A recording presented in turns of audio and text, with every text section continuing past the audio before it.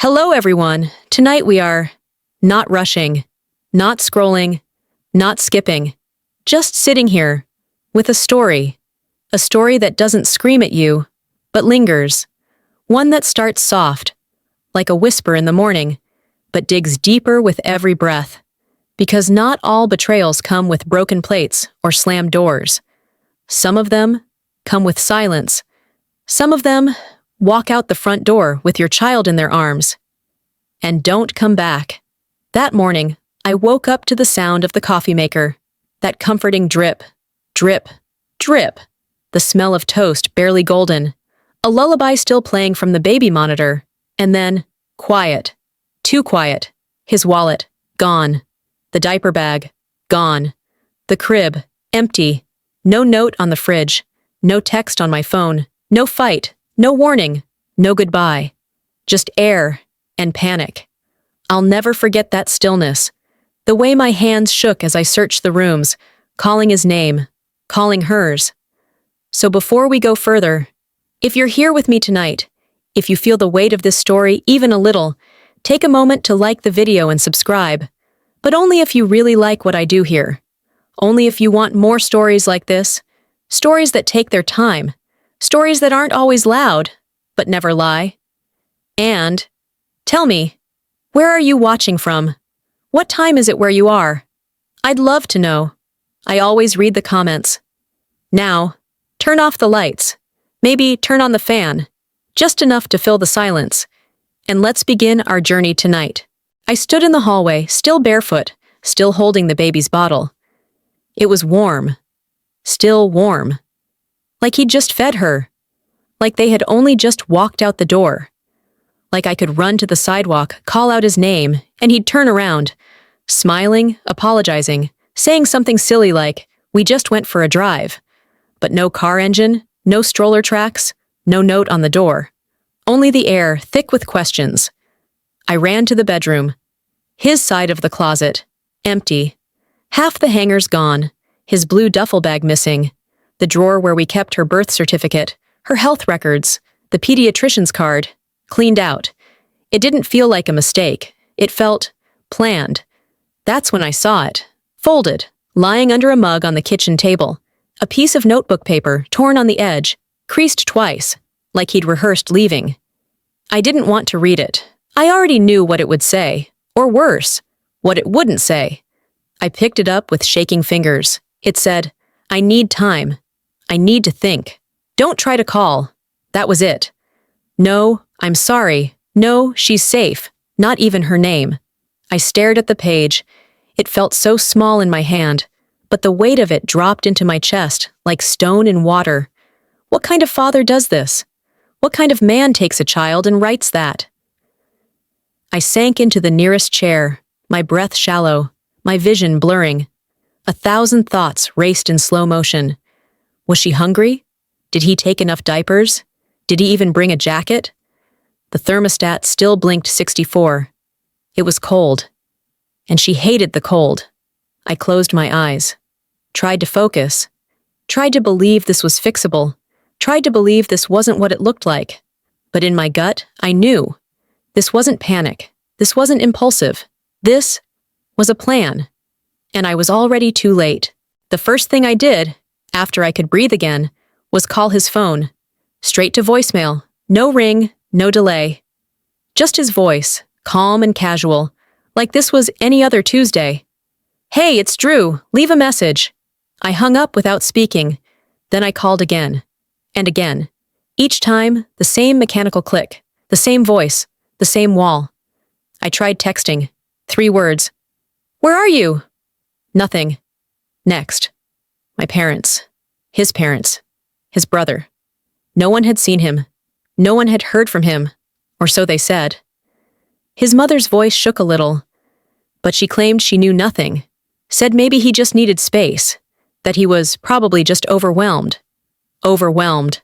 That word made my blood boil. You don't get to be overwhelmed and take a baby. You don't get to vanish and call it space. My hands moved faster than my mind. I texted my best friend, Jen. I called our pediatrician's office. I even emailed the daycare we'd toured 2 weeks ago. No one had seen them. No one had answers. I called the police.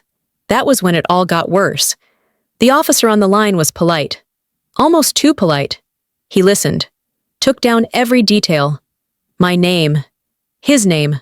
Our daughter's age. The address. The note. And then... He sighed.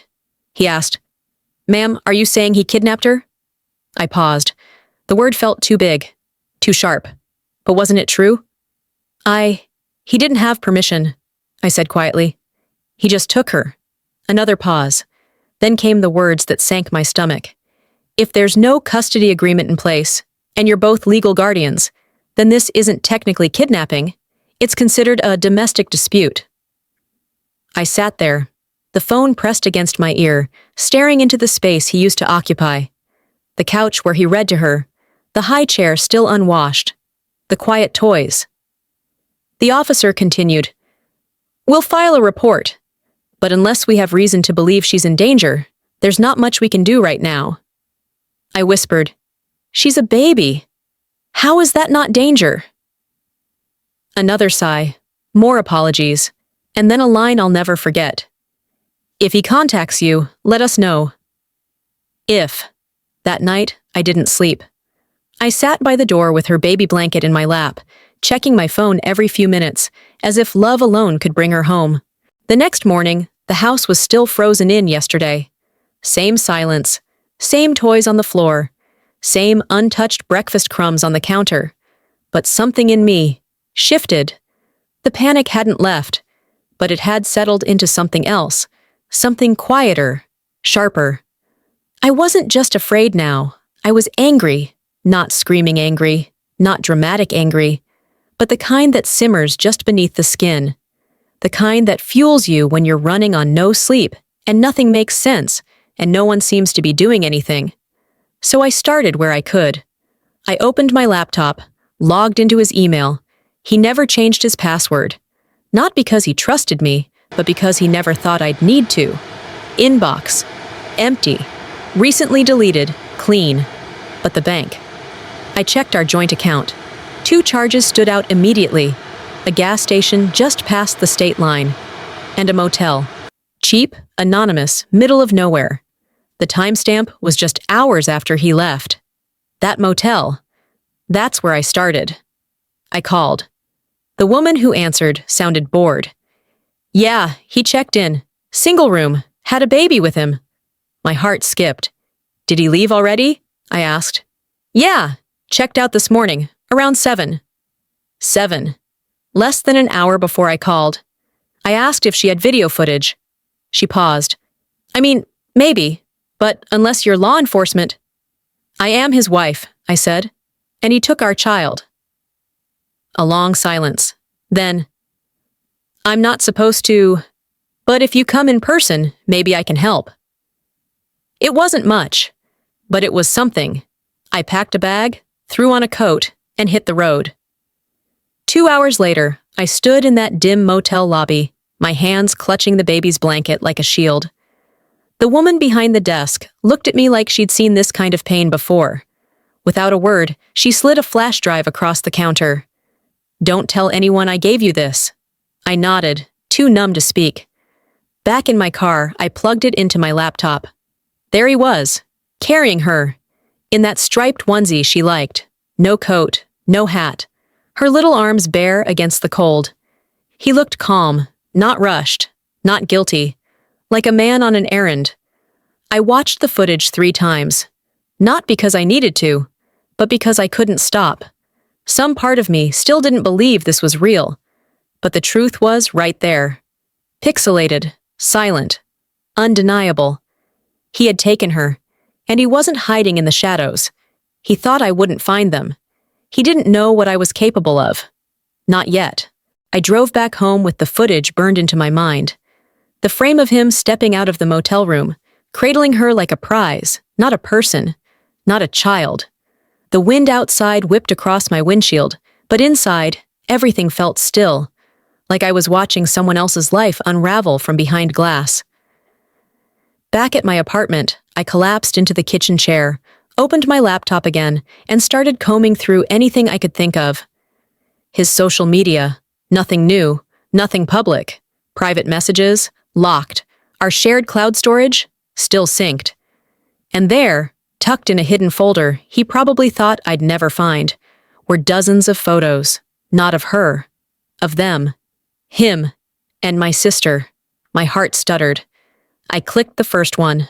There they were, smiling on some balcony I didn't recognize. A drink in his hand, her fingers brushing his arm. Another photo, at a beach I'd never been to. Another, her wearing the necklace I gave her 2 birthdays ago. I sat there, silent, as the air shifted around me. Everything was tilting. Not just he had disappeared. Not just he had betrayed me. It was her, my sister, the one who held my hand when I gave birth. The one who swore she'd always have my back. The one who cried at our wedding. A laugh escaped me. Not the funny kind. The bitter, broken kind. The kind that lives right next to heartbreak. I opened my messages with her. The last few weeks suddenly made more sense. Late replies, excuses. Oh, I've been swamped. I'll call you tomorrow. Rain check, babe. So sorry. I hadn't seen her in nearly a month. Not really. I remembered calling her the day he left. How she didn't pick up. How she still hadn't returned my messages. I opened her profile, scrolled. And then I noticed it. A tagged post from a mutual friend. A birthday dinner. 3 nights ago. The background. A dim, warmly lit kitchen. Her kitchen. And in the blurry corner of the frame, just barely visible, was his coat. The green one he always wore in winter. My pulse slowed. He wasn't just hiding. He wasn't afraid. He wasn't lost. He was living, comfortably, right under my nose. And he wasn't alone. He had my daughter, and he had her, my sister, the woman I trusted more than anyone. I stared at that blurry corner of fabric until my eyes went dry. This wasn't about custody. This wasn't about confusion. This was war. I didn't rush. Not yet. I knew better than to storm over, to yell, to scream. Number, that would only give them power. Let them paint me as unstable, emotional, exactly what I knew they'd try to say later. So I played it smart. I waited. I watched. I listened. I started checking her online activity more closely. Instagram stories, group photos, even comments from friends she forgot to hide. Piece by piece, they confirmed what I suspected. They were together. Not just now. Not just secretly. But for a long time. One post from 2 months ago said, "Always love hosting you guys." 2 months, meaning this wasn't new. It wasn't a breakdown. It was a plan. I remembered something else then. A strange conversation we had in passing. My sister and I, about a year ago. She had said, "You two don't really seem like a match, you know?"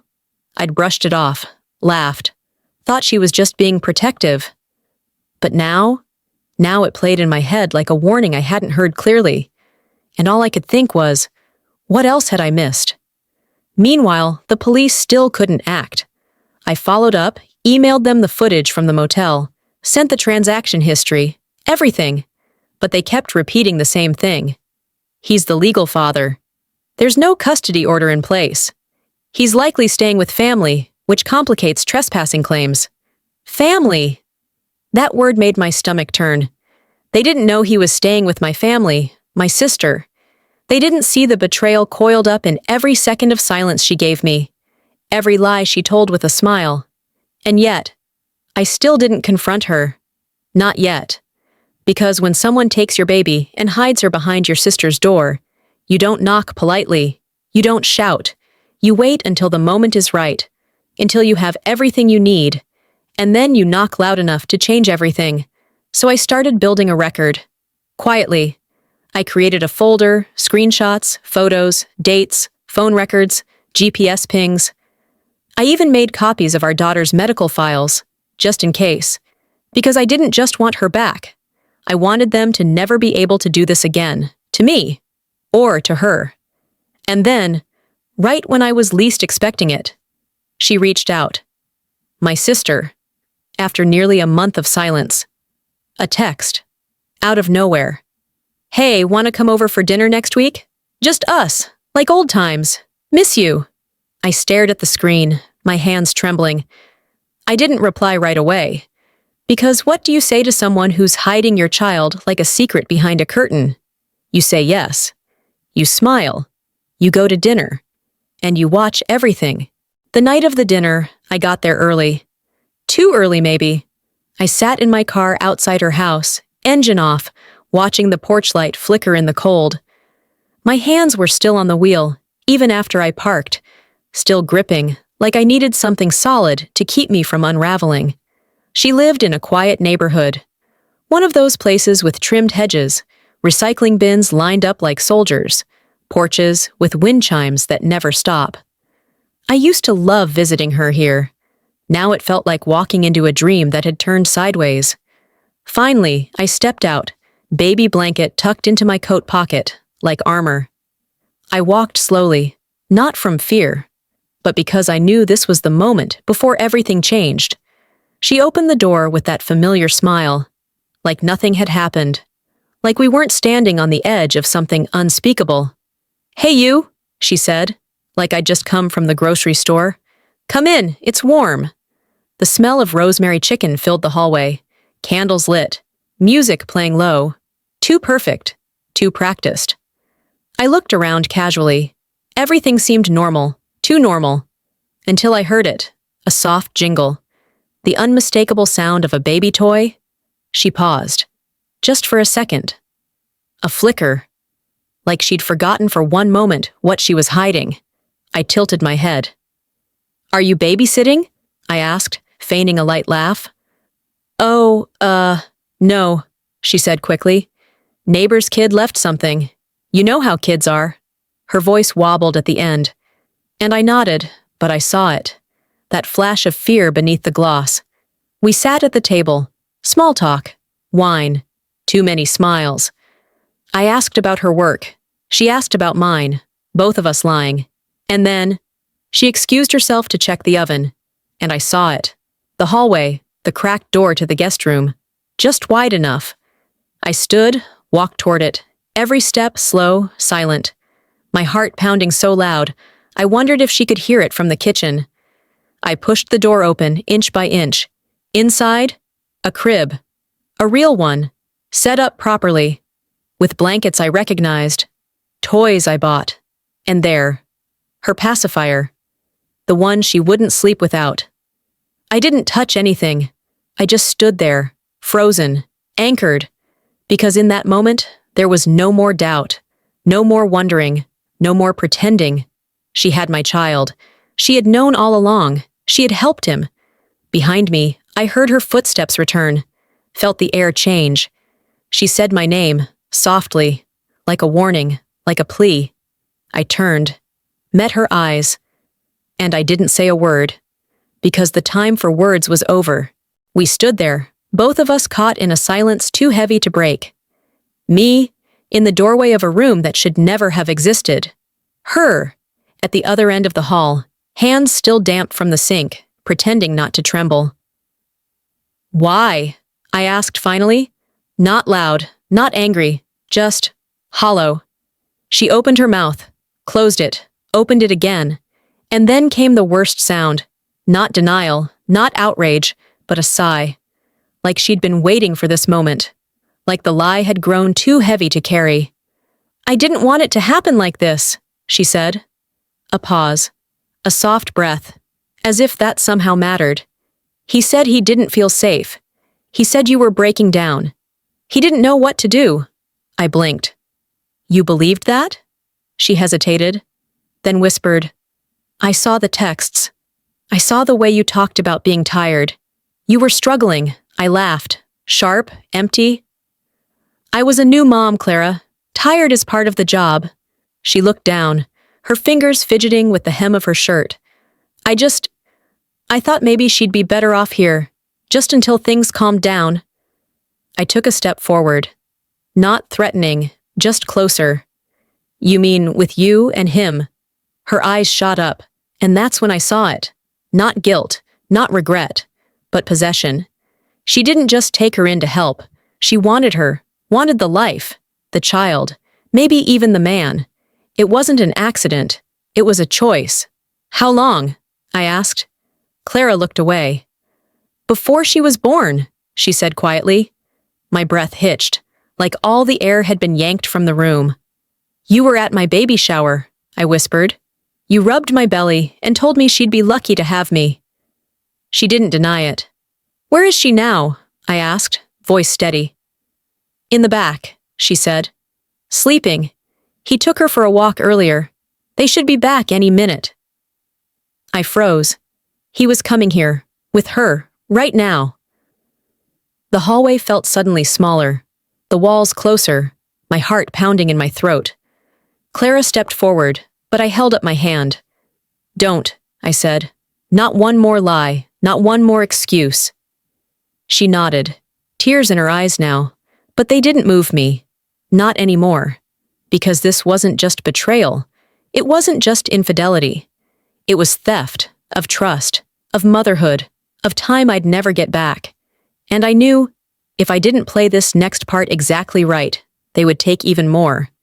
So I looked her in the eye, smiled, small, controlled, and said, Dinner smells great. Let's eat. The kitchen was warm, smelled like rosemary, butter, and something sweet in the oven. A meal made for comfort, for celebration, for pretending. Clara poured the wine. Her hands still shook. She tried not to meet my eyes. I sat down at the table, careful to face the front window. If he came walking up the path, I wanted to see him first. I needed to. We ate in silence. Forks scraping plates, sips of wine too big, too fast. I could feel the weight of the nursery down the hall, the pacifier, the blankets, the life that was mine, folded neatly into her guest room. And then, a shadow passed across the curtains. My heart stopped. Keys jingled. A door opened. I turned my head just enough to see him step inside.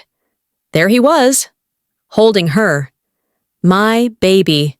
She was bundled in the same pink hoodie we used to call her marshmallow suit. Her cheeks were rosy from the cold. Her tiny hand gripped the edge of his sweater. She looked fine. He looked calm. Too calm. As if this was just another Thursday night. As if I wasn't staring at a man who had stolen my child and placed her into the arms of someone who was supposed to be my sister. He blinked when he saw me. Just once. A flicker of surprise. Then gone. Mari, he said, like he'd just run into me at a coffee shop.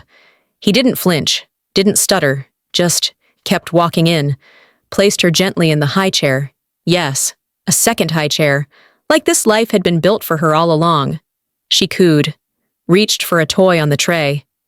I couldn't take my eyes off her, not for a second. Then I turned to him and said, Hello, Drew. He smiled, a practiced, emotionless curve of the lips. I'm glad you're here, he said. Thought maybe this could be civil. Civil? I repeated, the word catching in my throat. Yes. We all want what's best for her, right? Clara didn't speak. She just sat at the table, staring at the wood grain, as if it held some answer. I looked from him to her, then back to my daughter. She's coming home with me, I said quietly, firmly. His smile didn't falter. That's not your decision to make right now.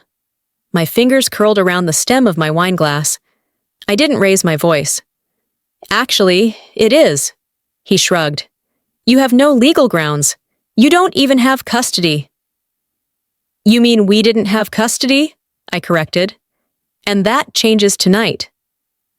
His face darkened just slightly, enough to confirm he knew he was on borrowed time. I leaned forward, lowered my voice. Don't make a scene, Drew. She's watching. He glanced toward the high chair, her small fingers tapping the tray. Her smile. Innocent. Unaware. He stepped back. Silent. I reached out, picked her up. She was warm. She smelled like baby lotion and betrayal. And then, I turned around and walked straight toward the front door. No one stopped me, not yet. But I knew this wasn't over, not even close. The night air hit us like a wall, cold, sharp, real. She squirmed in my arms at first, then settled. her head pressed against my shoulder like it had never left. I didn't run, didn't cry, didn't turn around. I just walked, slowly, deliberately, to my car. Unlocked the door, strapped her in, checked the buckles twice, like I was trying to anchor us both to reality. And then, I sat behind the wheel and didn't start the engine. I just breathed. Because that wasn't rescue, not yet. That was retrieval, a reclamation, a moment in time. But what came next had to be smart, clean, cold, because they were going to come for her again. Maybe not tomorrow, maybe not with force, but with lawyers, with lies, with stories they'd already practiced. So I did what I knew how to do. I drove straight to Jen's house. She opened the door barefoot, hair in a messy bun, holding her toddler on one hip. The second she saw my face, my daughter in my arms, she stepped aside without a word. I put the baby down on her guest bed, covered her in Jen's kid's extra blanket, and sat in the hallway until the shaking stopped. Then I told Jen everything. No filters, no edits. She didn't interrupt, didn't ask dumb questions. She just listened, the way real friends do when your world breaks. When I finished, she leaned forward. "You need protection," she said. "Real legal protection." I nodded. "I've already started gathering things." And I had. The motel footage, the financial records, the crib in Clara's house, photos, screenshots, even a video I'd secretly recorded from the moment I walked into her hallway. Not for revenge, but for truth, because they were going to spin it. He'd say I was unstable. She'd say she was just trying to help. They'd paint me as emotional, impulsive, unsafe. But I knew the law favored facts, receipts, timelines. So I organized everything that night. Jen made tea, sat beside me, watched me piece together my case like a puzzle I'd already solved in my head. And when the clock hit 2:12 a.m., I did one more thing. I wrote them both an email. Short, unemotional. From this moment forward, all communication goes through legal counsel. Do not contact me directly again. No threats, no emotion, just a line in the sand. Then I hit send. I sat in the dark kitchen, watching my inbox pulse in the glow of the laptop, waiting, not for an apology, not for regret, but for the next move. Because this wasn't just personal anymore. It was legal. It was deliberate. And this time, I wasn't going to break. The first reply came at 5:42 a.m. from her. Subject line, "Marie, please." I stared at it for a full minute before clicking. It was long, overwritten, sticky with guilt dressed up as love. She said she was caught in the middle, that she only wanted to help, that Drew didn't have anyone else to turn to, that I was so stressed after the birth, and they thought it was best to give me time. Time? I had lived every second of those weeks in a fog of panic, sifting through heartbreak with my bare hands, and she had called it space? The next email arrived 6 minutes later. Him. Short. Cold. He accused me of stealing his daughter, said I'd shown instability, claimed I was acting out of emotional volatility, and then came the line that made my blood run cold. "You left her with a stranger when you went back to work. We didn't think she was safe." We. That word. That shared sense of authority that still thought it could speak louder than mine. But I didn't respond. Not to either of them. Instead, I forwarded both emails to a lawyer I'd contacted the night before. David. He came highly recommended. A quiet force of nature and family court. And when I met him later that afternoon, he didn't blink when I showed him the photos, the emails, the text messages, the crib in the guest room, the pacifier, the fake calm. He just said, "This is going to take some time, but you've done everything right." And for the first time in weeks, I exhaled without choking on my own breath. The next step, an emergency custody filing. With the evidence I had, David was confident we could make it stick. Especially with the fact that Clara, my sister, was not a legal guardian and had been knowingly concealing the whereabouts of a child from her mother. He called it what it was: custodial interference, unlawful concealment. I called it betrayal. We filed the paperwork, requested a temporary restraining order to keep them from contacting me directly or attempting to take her again. That night, I slept in the guest room at Jen's place with my daughter beside me, for the first time in what felt like a lifetime. She was peaceful, warm against my side. Her soft breaths anchored me in the dark. I watched her sleep, fingers still curled like they were gripping dreams. And I whispered, "I've got you now, and I'm never letting go." It wasn't over, but the tide had turned. The line had been drawn. And next time we stood in front of them, in court, under oath, they'd have to explain everything, and this time, they wouldn't be the ones telling the story. The court date came fast. Too fast, if you ask me. But maybe that was a blessing, because I didn't want more time to overthink.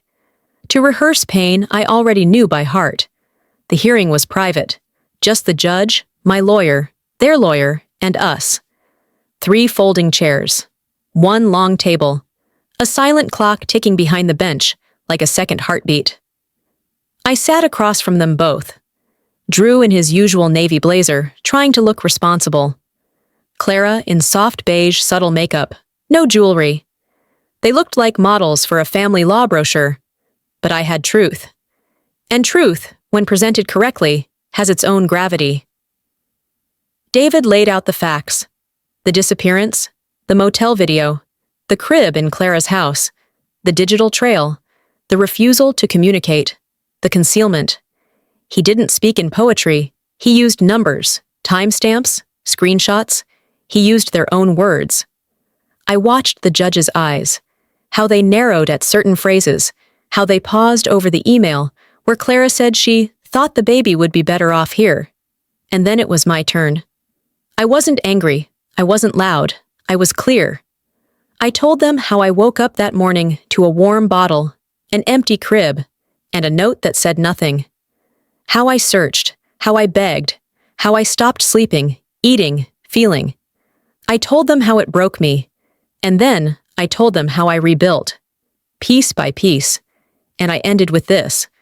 I'm not asking for revenge. I'm asking to be a mother again, out loud, in daylight, without fear. The room was silent. Even Clara didn't look up.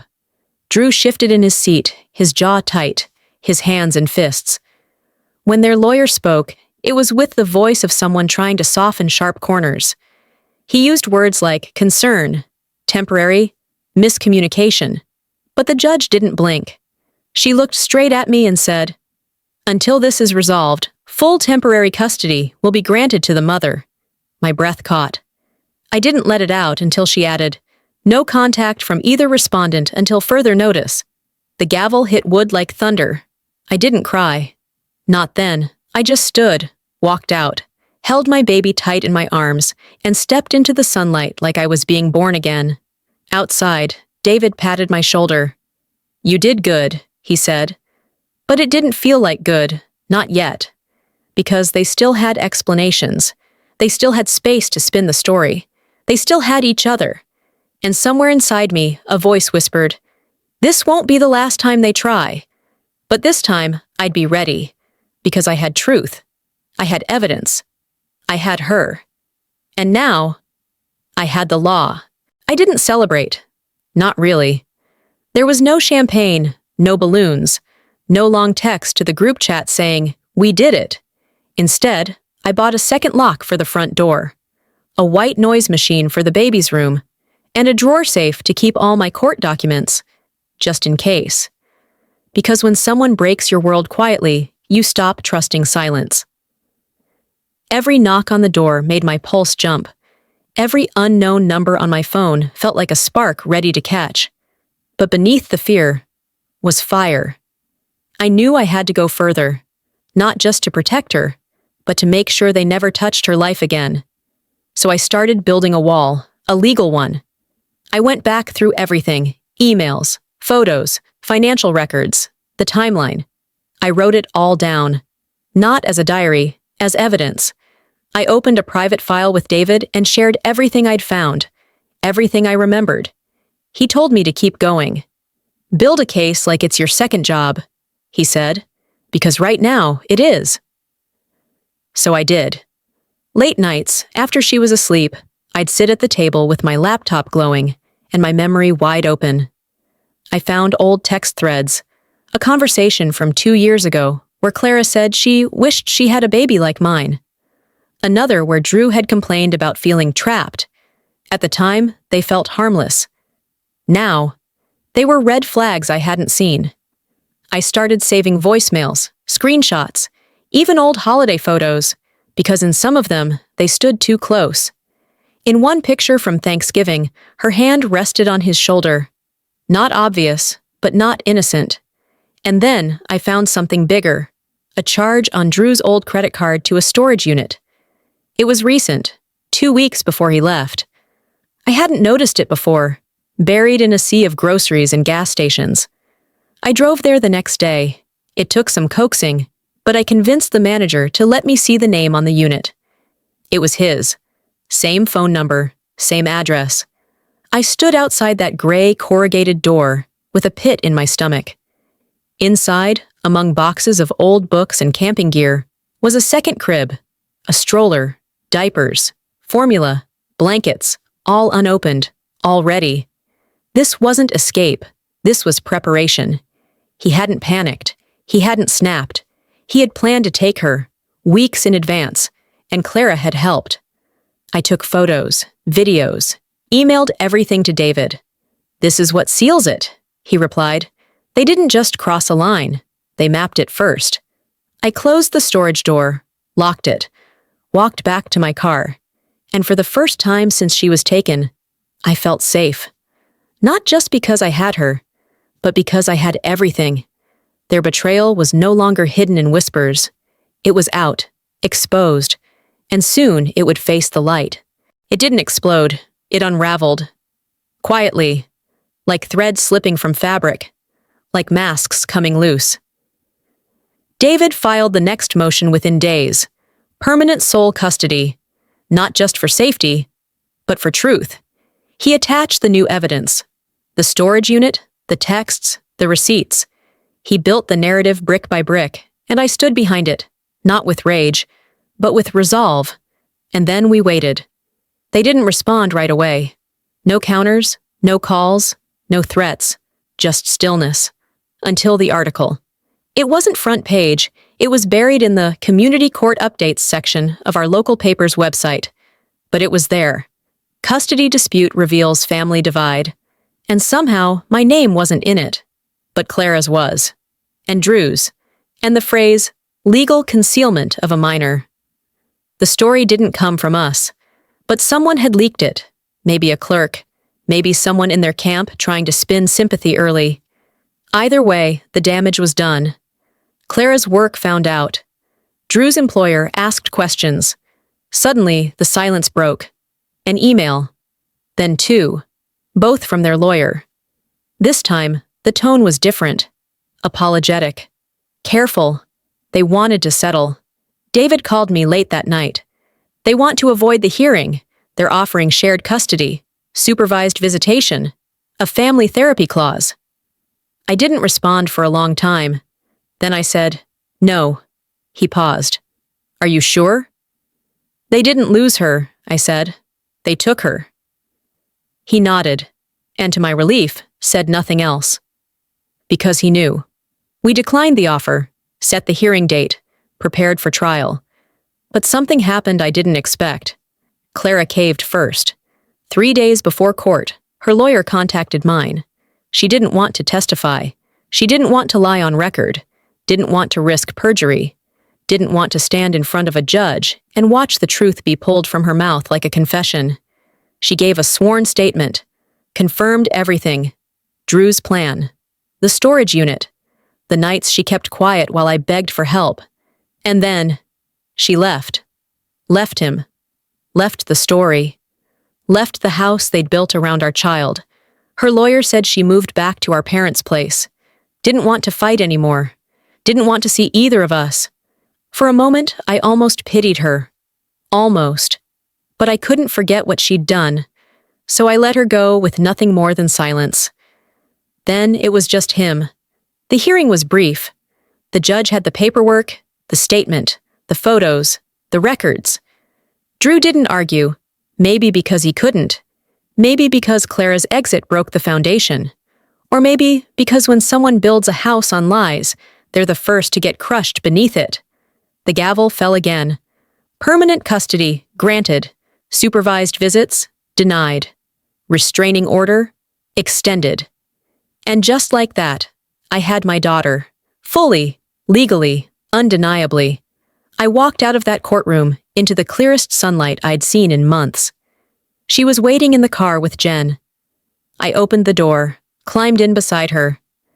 She laughed when she saw me, reached for my necklace, said my name like it was a song.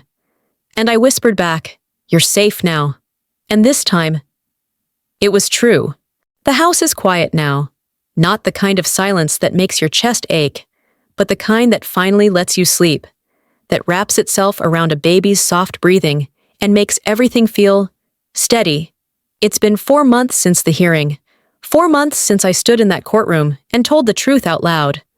4 months since I stopped chasing explanations from people who never planned to give them. We've moved, not far, just far enough. A new apartment with more sunlight, a little porch, and a neighbor who leaves fresh muffins outside our door. There are photos on the walls again. Just her and me. Laughing, living. No ghosts in the background. She's crawling now, almost walking, clutching at furniture like it's an adventure. And every step she takes feels like something I've earned. Sometimes people ask me how I stayed calm, how I didn't lose control, how I managed to hold it all together when the people closest to me pulled everything apart. And the truth is, I didn't always. There were nights I screamed into my pillow, mornings I couldn't eat, afternoons where I sat on the floor with toys scattered around me and couldn't remember how to smile. But somewhere deep in the quiet of that pain, a voice kept whispering, "Don't let this be the end of your story." So I didn't.